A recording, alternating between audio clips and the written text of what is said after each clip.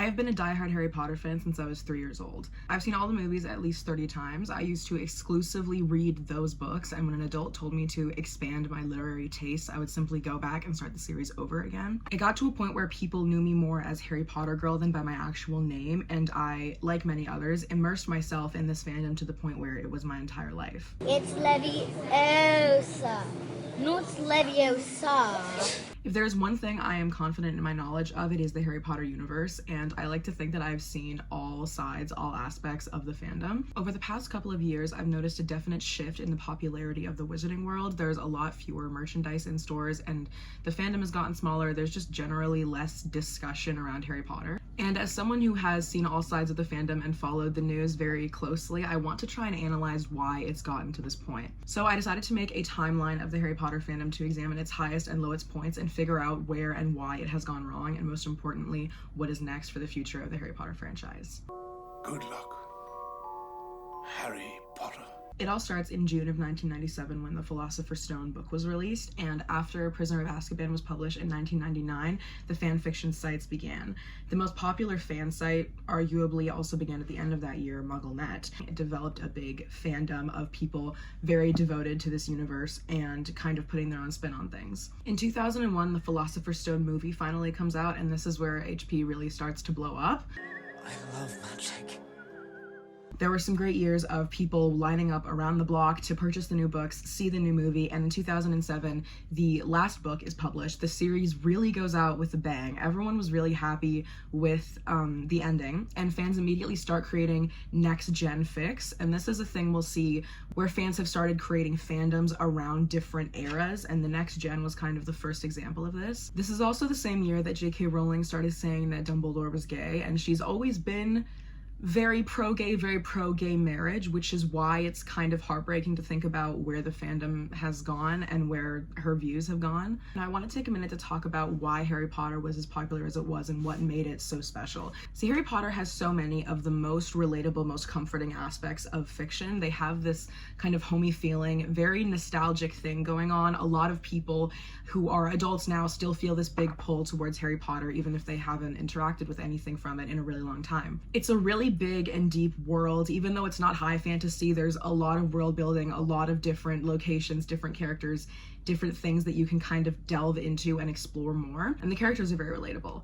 I think that everyone can kind of find something in Harry Potter. I mean, if you like romance, if you like action, if you like fantasy, comedy even, it's all in there. And that's what made it appeal to such a large audience. It was also pretty suited for all ages. It was easily digestible and not too scary, but it still had some thrill in there. So overall, the thing that's made Harry Potter as popular as it is how everyone can kind of fit themselves into this fandom. Everyone could find their place in this story. Now, I think it's important to talk about the relationship between the queer community and the Harry Potter franchise at this time, because as with many fantasy fiction universes, especially YA novels, queer people took great comfort in these stories. There were, these themes of overthrowing the government, these themes of being yourself, and found family. So immediately when the fan fiction sites were first created, these were very dominated by queer teenagers writing queer fan fiction, headcanoning their favorite characters, and finding representation in this story. After JK Rowling revealed that Dumbledore was gay, this further strengthened the bond, even though there were some mixed opinions on that one. In 2009, a Harry Potter musical produced by StarKid is launched onto YouTube. And this doesn't have a whole lot to do with the fandom's downfall, but I really want to talk about it because I think it's a really interesting and important part of the fandom. This was a parody musical made by college kids, and there's 3 different installments. All of them are uploaded to YouTube for free for copyright reasons. It's so creative, it's well executed, and it's relatively timeless. I think I've seen it at least 20 times and it never really gets old. If there's anyone starved for Harry Potter content, I'd really recommend watching this. It'll definitely satisfy that. They have some really good commentary about the fandom, about plot holes in the story, and it's a good thing for the fans to bond over. Basically, I've just been putting anybody who looks like a good guy into Gryffindor, anybody who looks like a bad guy into Slytherin, and the other 2 can just go wherever the hell they want. In 2010, the theme park opens, which everyone was super excited about. It creates this whole new wave of revenue, super popular, and really went to show just how far this fandom had reached. I mean, people were traveling, and still do, internationally to go to the theme park in Florida of all places. In 2012, JK Rowling's Pottermore website was launched. Here you could take sorting quizzes, you could figure out your wand, your Patronus. It's still pretty active, there's been a lot of changes to it, but back then, huge deal. Everyone was dying to know what house they were in, and this became a conversation starter among the fandom. You'd go up and you'd go, oh, you're a Harry Potter fan, what's your house? And then in 2013, the first Fantastic Beasts film was announced. This was going to be set 70 years before the original series and starting Newt Scamander. He's the guy who wrote the Hogwarts textbook, Fantastic Beasts and Where to Find Them. Everyone was really excited. I mean, I remember being on the internet in this era. Everyone was really pumped for Fantastic Beasts because everyone had been waiting for new Harry Potter content, spin-off, sequels, anything for a really long time. There's a storm coming, Harry. We'd all best be ready when she does. 2016 was a difficult year for the Harry Potter fandom. In 2016, the Cursed Child play premiered and the script is published into a book format for everybody to read. This play followed the next generation, Albus, Harry's son, and Scorpius Draco's son mostly, while they try to go back in time and change Cedric's death. In it, Voldemort has a daughter, which fans were not happy about that. The book is very reliant on time travel as a plotline, but it creates a lot of plot holes. It's very inconsistent and it kind of doesn't align with what we learn about time turners from the book. In Prisoner of Azkaban, it's established that everything you change when going back in time has already happened. For example, when Harry gets hit in the head by Hermione, or Hermione like pretending to be the Howling Wolf. But in the Cursed Child play, these entire other realities are created every time you change an event. And they all have insanely different outcomes, such as Cedric becomes a Death Eater, Ron marries Parvati Patil, and Hermione becomes this like evil Snape-like bitter teacher. The play was also criticized for its character assassination, especially when it came to Harry. He was made to seem like ignorantly famous, which is weird because it so strictly contrasts his character in the book. Ron is treated just like stupid comic relief, and it was not written by JK Rowling. It was written by these guys, John Tiffany and Jack Thorne, and while she did oversee the process, you can definitely tell that it's not her story and that it's not really that connected to her universe. This same year, the first Fantastic Beasts installment comes out, and Fantastic Beasts, I think, is crucial to examine when discussing the downfall of this fandom, because I think it's one of the worst things to happen to the Harry Potter fandom other than the transphobia. Now, the first one was overall pretty well received. It introduced some new characters that a lot of people liked, and there was some cool world building. It took place in America, so we got to see kind of how wizarding culture is different internationally. It's noticeably darker and definitely less appealing for children. I mean, a lot of children did still go and see it, but it was a lot slower. It was a lot less magical, but it did leave lots that could be built on, and fans were pretty excited for the future installment. This also led to like a whole new wave of Fantastic Beasts merchandise, and while it definitely wasn't as good as the original, no one was denying that, as far as spin-offs and sequels go, it did pretty well. In 2018, the second installment of Fantastic Beasts was released, The Crimes of Grindelwald.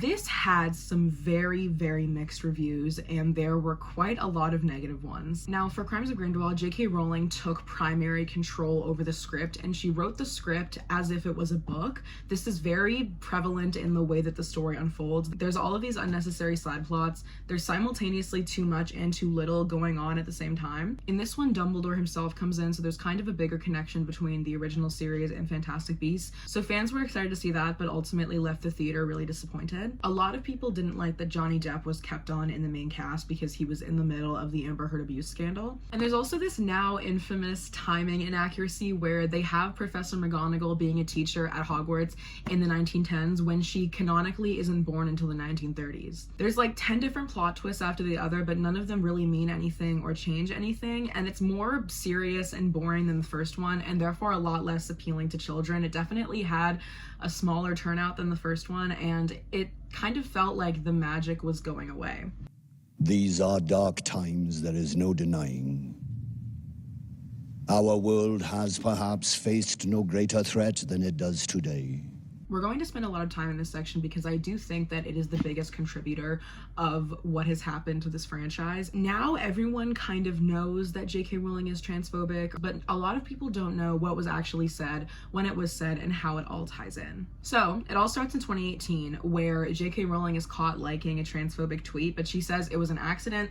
She says she was absentmindedly liking the tweet when she meant to screenshot it because she had taken an interest in gender identity and transgender matters. So she was screenshotting comments that interested her as a way of reminding herself what she wanted to research later. So that was pretty believable, and everyone just kind of moved past it. Then in 2019, she follows the self-proclaimed transphobe Magdalene Burns. And later that year in December, she stands with this researcher who lost her contract over transphobic statements, Maya Forstater. Maya said, "I don't think people should be compelled to play along with literal delusions like trans women are women," and she also called a gender fluid person a man who likes to dress in women's clothes. JKR then infamously tweeted in her defense, "Dress however you please, call yourself whatever you like, sleep with any consenting adult who have you, live your best life in peace and security, but force women out of their jobs for stating that sex is real. Hashtag I stand with Maya." A day before JK Rowling tweeted that, Maya made a statement saying, "Men are male, women are female, it is impossible to change sex." So this is where the JKR TERF allegations started to really take off, and people started to get very concerned about where her views were heading. Then in 2020, the second of the infamous transphobic tweets is published by JK Rowling. Here she's responding to a news article that uses the phrase people who menstruate, which is a more gender inclusive term for periods. She responds to this saying,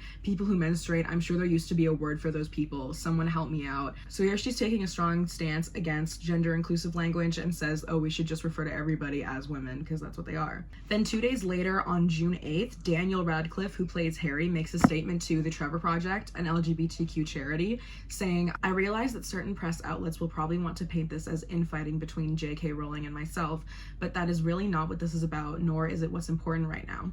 While Joe is unquestionably responsible for the course my life has taken, as someone who has been honored to work with and continues to contribute to the Trevor Project for the last decade, and just as a human being, I feel compelled to say something at this moment. Trans women are women. Any statement to the contrary erases the identity and dignity of transgender people and goes against all advice given by professional healthcare associations who have far more expertise on the subject matter than Joe or I." According to the Trevor Project, 78% of transgender and non-binary youth reported being the subject of discrimination due to their gender identity. It's clear that we need to do more to support transgender and non-binary people, not invalidate their identities and not cause further harm. I'm still learning how to be a better ally, so if you want to join me in learning more about transgender and non-binary identities, check out the Trevor Project's Guide to Being an Ally to Transgender and Non-Binary Youth. It's an introductory educational resource that covers a wide range of topics, including the differences between sex and gender, and shares best practices on how to support transgender and non-binary people. To all the people who now feel that their experience of the books has been tarnished or diminished, I am deeply sorry for the pain these comments have caused you. I really hope that you don't entirely lose what was valuable in these stories to you. If these books taught you that love is the strongest force in the universe, capable of overcoming anything, if they taught you that strength is found in diversity and that dogmatic ideas of pureness lead to the oppression of vulnerable groups, if you believe that a particular character is trans, non-binary, or gender fluid, or that they are gay or bisexual, if you found anything in these stories that resonated with you and helped you at any time in your life, then that is between you and the book that you read, and it is sacred. And in my opinion, nobody can touch that. It means to you what it means to you, and I hope that these comments will not taint that too much. Love always, Dan. On June 10th, 2020, 2 days after this, JK Rowling publishes an essay over 3,600 words. Basically, it expresses a lot of core typical TERF ideologies. So it's tying her beliefs to concerns about sexual assault, trans activism, erasing concept of sex, freedom of speech / persecution for speaking her own mind, this idea of like young girls feeling pressure to transition to male out of the patriarchy, the whole, permanent irreversible surgeries aspect, and much more. Now, anyone who has been involved in trans spaces will know that these are the most common TERF arguments. This is when JK Rowling became known as a TERF. TERF standing for Trans Exclusive Radical Feminist. Now, Dan was the first cast member to really take a strong stance against JK Rowling, and this led to many others doing the same. That same day, Emma Watson, aka Hermione Granger, tweeted, "Trans people are who they say they are and deserve to live their lives without being constantly questioned or told they aren't who they say they are. I want my trans followers to know that I and so many other people around the world see you, respect you, and love you for who you are. I donate to @mermaidsgender and @mamacash. If you can, perhaps you'll feel inclined to do the same. And happy Pride, sending love, X." Now, this was a big deal because prior to this, Emma and JKR had been seen as relatively close, and Emma was known for her feminism. She gave a feminist speech to the United Nations, and she did all of this activism, so this statement in particular was very hard-hitting. She also posted a picture of her in this t-shirt that says "Trans rights are human rights." On this same day, Bonnie Wright, who plays Ginny Weasley, tweeted, "If Harry Potter was a source of love and belonging for you, that love is infinite and there to take without judgment or question. Trans women are women. I see and love you, Bonnie X." Eddie Redmayne, who plays Newt Scamander, also made this statement to Variety. "Respect for transgender people remains a cultural imperative, and over the years, I have been trying to constantly educate myself.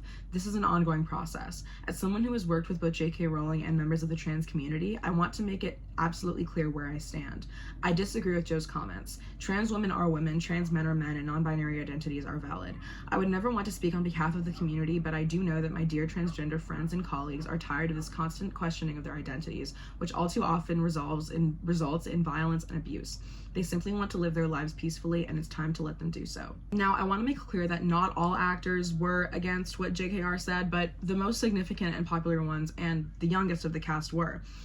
So all of these beloved actors speaking out drew attention from members of the fandom who maybe normally wouldn't have known about this topic, and this created a huge rift in the fandom. There were some who stood with JK Rowling, some of whom were TERFs themselves, some of whom were just, proponents of free speech. There was a lot of discourse surrounding Harry Potter and specifically JK Rowling around this time. This then led to a ton of people going back and looking at Harry Potter and kind of pointing out things that aged badly or things that they thought reflected stereotypes, such as the character Cho Chang, just the name Cho Chang, which are 2 last names, and the fact that she's in the Smart House.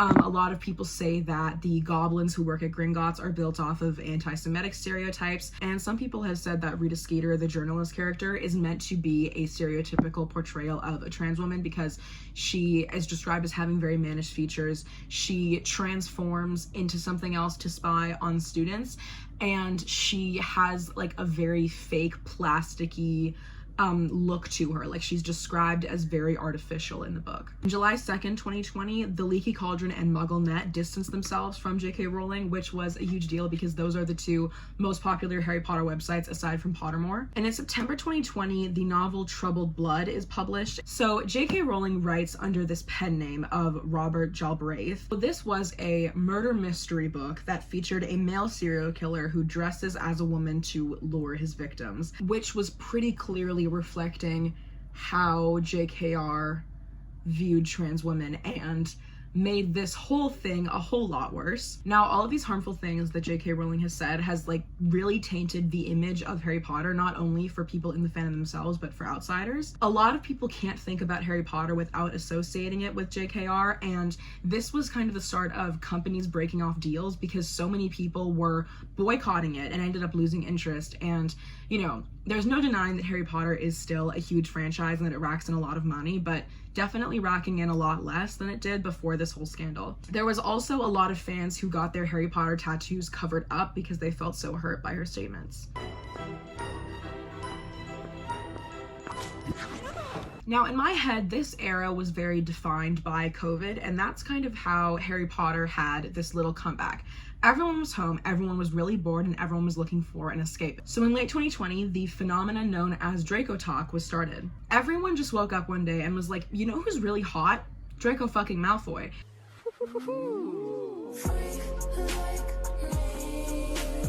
He then became this weird, figure for teen girls to crush on, which, to be fair, there have always been people who liked Draco in that way, but this was a new level where it had created its own sub-fandom, and a ton of people got into Harry Potter solely because of Draco Malfoy edits. So there was this abrupt rise in Harry Potter content, not only on TikTok, but everywhere. There were all these new edits, there was new waves of fan fiction, and there were certain songs that were trending that people kind of associated with the series, and now these songs are considered very nostalgic. This whole era, people talk about oh, I wish I could go back to 2020 Draco Talk, because it was just, you really had to be there. So this ushered in a ton of new fans, and there were some Harry Potter gatekeepers who would kind of complain about the fans being fake or that they were ruining the fandom, but overall, it was a pretty good time for the fandom. This kind of helped boost Harry Potter consumerism-wise, as well as other random things. There was this thing called the mahogany apple candle from Bath & Body Works, and everyone said oh, buy this, it smells like Draco Malfoy. To be honest, they probably only said that because it's green. There was also a perfume called Dior Sauvage, which people said smelled like Draco Malfoy, so those 2 products were really, really on the rise in sales. Tom Felton, the actor who plays Draco, joined TikTok himself, and he kind of had his own sub-fandom within Draco Talk. He was later criticized for refusing, flat out refusing to talk about JK Rowling and being stuck in the past, in a way of he was very set on using Harry Potter to promote himself and gain money in a way that none of the other actors were. Now, Draco Talk brings us into something called reality shifting. This was a huge phenomenon on TikTok during this period, and for a while after. This was something that was based in the multiverse theory, this idea that there are multiple universes, and people started believing that you could go to these multiple universes and like live there, like seriously be a part of them, not just in a dream, but actually fully be there and experience it.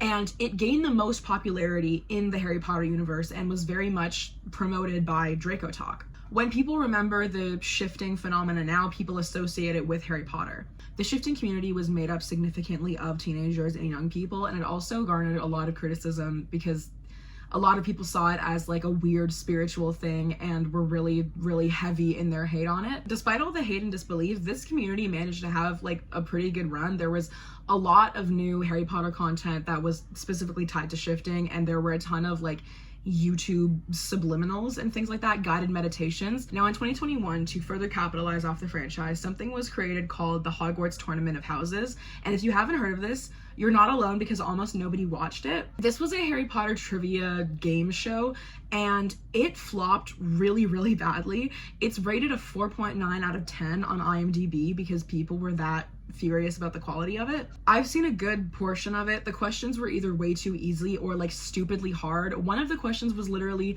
showing a scene with Harry and Lupin and asking the guests to identify which Roman numeral was on like the third candle or something. Just something ridiculous like that. So most people forgot about this. Most people didn't know what was going on. This is when people started to prioritize fan-made content more than things that came from the actual studio, partially because of associations with JK Rowling. So a lot of people were very big on fan fiction, very big on cosplay, and just general like fan-made content. A Harry Potter musical, Potter Puppet Pals, those all got a big boost. But in terms of the actual franchise, the things that the studio was actually doing, not so much. In January of 2022, there was a reunion hosted by HBO, and it was called Return to Hogwarts. It brought all of the old cast together. At this point in time, Draco Talk was still relatively active, so it had a pretty good turnout. People were hyped. It did pretty well. JK Rowling wasn't part of any of the actual interviews, but she did appear with archive footage from Warner Brothers.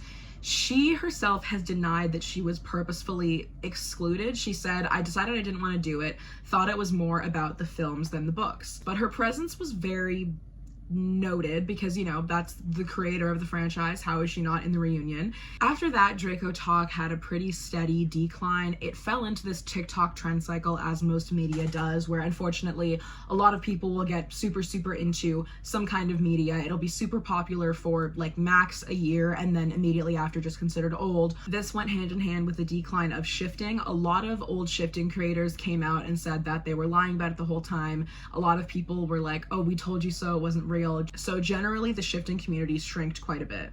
The second sub-fandom that was born out of this COVID online era was the Marauders fandom. And I want to be clear that despite what a lot of people think, the Marauders fandom has been around for a very long time, but it's only recently reached popularity. They've been popular kind of ever since Prisoner of Azkaban came out, but only within like fan fiction and Tumblr Harry Potter communities. It was definitely a very small portion of the fandom. The Marauders fandom reached peak popularity around 2022, and it follows Harry's dead parents and their friends. A lot of people in this fandom have said that it's really about kind of taking back this franchise, taking back the story. Almost everyone in this fandom is queer. There are a lot of jokes that like, you'll never meet a straight Marauders fan.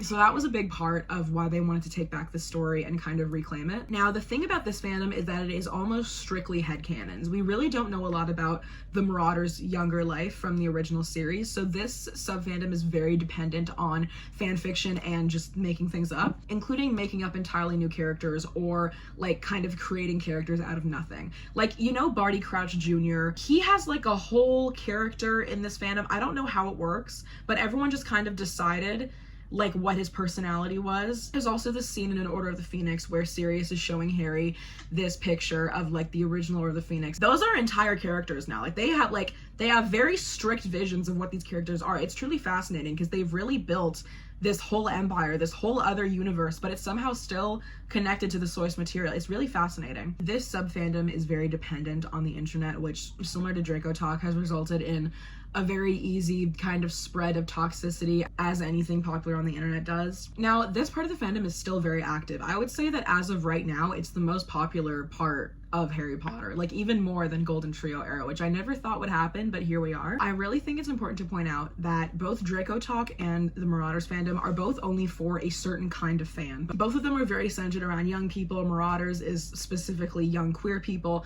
and this is why I think that both of them haven't reached the same level that the original series has, because not everyone can find a way to insert themselves in there. Not everyone feels, you know, like they're a part of this community, which used to be the case with the general Harry Potter franchise. Harry Potter is dead! No! No! In April of 2022, Fantastic Beasts 3 was released.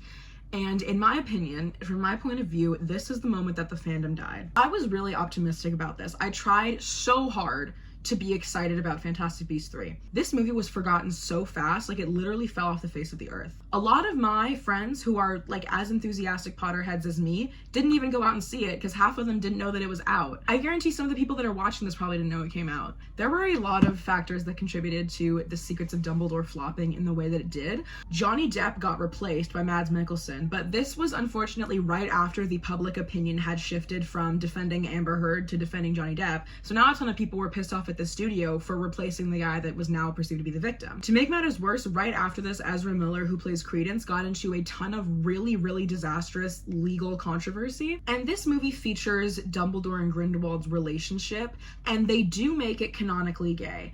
Because I was in love with you. Now, this was met with some mixed opinions from the audience. A lot of people felt like it was kind of weird for them to be doing that, given everything that JK Rowling had said. Some people thought, you know, you can't do that in a kid's movie. Some people just thought that it was badly written. The Secrets of Dumbledore somehow manages to have even more plot inconsistencies than Crimes of Grindelwald, which no one thought was possible, and the entire thing is about, like, wizarding politics and the wizarding election system.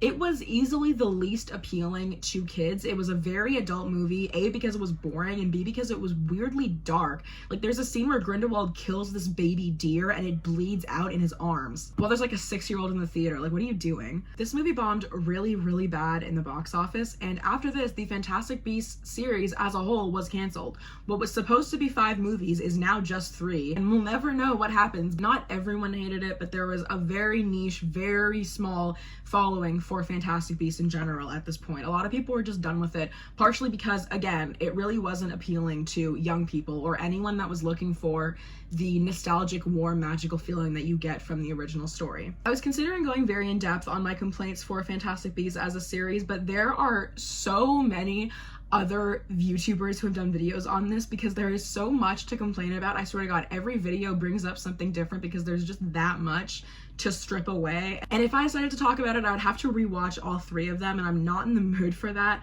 but maybe that'll be another video. After this, in February of 2023, the Hogwarts Legacy game was released. Now, this was met with significantly more extreme boycotting efforts than anything had been before, partially because this was something the fandom was actually excited for. Everyone didn't know that Fantastic Beasts 3 come out, but everyone was excited for this video game. The boycotting of this game reached new levels to the point where there were people saying, like, you are a bad person if you go and buy this game, because people at this point were very tired and very fed up with JK Rowling. Despite all the boycotting, the game did end up being really successful. It racked in a lot of good numbers, but it didn't really do anything to re-promote the Harry Potter franchise as a whole, and by now, most people have forgotten about it. Now, in late 2023, HBO announced a Harry Potter remake TV show. So with this, they're going to adapt the books into a TV show instead of a movie series. They're remaking it. The fandom was immediately really not excited. Like, I was honestly surprised to see the amount of negative feedback from this news. I really do think that part of it is that after Cursed Child and Fantastic Beasts, fans are just kind of done. Like, they had their 2 kind of exciting promise spin-offs and were disappointed both times. So I think a lot of people are just tired. Some of the biggest criticisms are that there's no reason to remake it, like you can't remake perfection, the original movies are perfect, and that they're going to ruin it. And of course, a big reason that people don't want this reboot is because they don't want more money to be sent to JK Rowling. A lot of people think it's like really insensitive and also seems kind of like a cash grab. We know next to nothing about the show. We don't know anything about the cast, anything about what it's going to look like, except for that it's happening, but it has been confirmed that it's set to premiere in 2027, with filming hopefully starting this summer. That concludes the timeline. I think it's pretty clear why the fandom has gone so downhill, and I kind of doubt that they're going to be able to rehabilitate it with this spin-off show. They're definitely going to have a lot of pressure put on them, and considering everything that's happened with Cursed Child and Fantastic Beasts, I'm not that confident. Part of me is really disappointed with what has happened with this story and with this fandom, and especially the way that JK Rowling has tainted it, especially considering that the story used to be such a safe and welcoming space for everybody, including trans kids. I guess only time will tell what will happen with the series. I wouldn't say that it's completely dead yet, but we're definitely getting scarily close to that point, and I honestly don't see how the studio can come back from this, because after looking at the roots, looking at all of the problems, it's going to be very difficult to make another thing that everybody loves, everyone can kind of feel themselves connected to in the same way that we used to with the original series. And unfortunately, I really don't think that there's any way to detach JK Rowling from the franchise. That concludes this video. This is something that I've been wanting to talk about for a while because I felt like no one else was kind of talking about it, and it was a really weird shift that I felt in this fandom. I hope everyone's learned something. I definitely did in the making this video, and yeah, let me know what you think about the future of this fandom in the comments.